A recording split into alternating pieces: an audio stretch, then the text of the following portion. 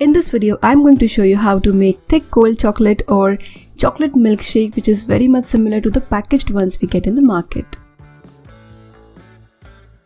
First, in a pan or a kadhai, take 500 ml milk. I'm using full fat buffalo milk, and to it add 2.5 tablespoons cocoa powder. I've kept the flame low at this time. The cocoa powder takes some time to get mixed with the milk, so keep whisking. Now you can increase the flame to medium and let this milk mixture come to a boil. After the milk comes to a boil, add sugar. I'm adding 6 tablespoons sugar. Again, continue whisking it.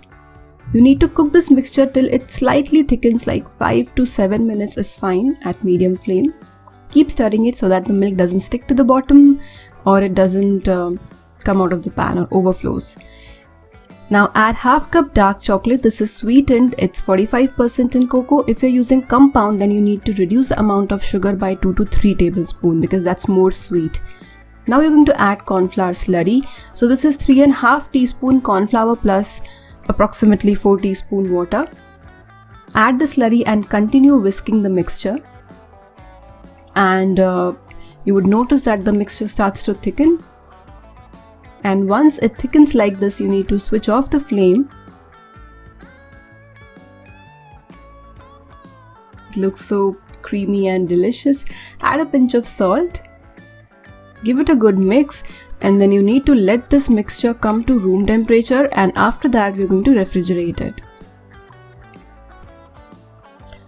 The milk has come to room temperature. The milkshake has come to room temperature. It's time to refrigerate it till it becomes nice cold.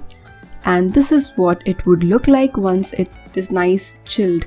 It's thick, it's creamy, and it tastes awesome. It's similar to what we get in the market in the packaged milkshake, chocolate milkshake packs, but this tastes very much real and not artificial. Give this recipe a try and enjoy.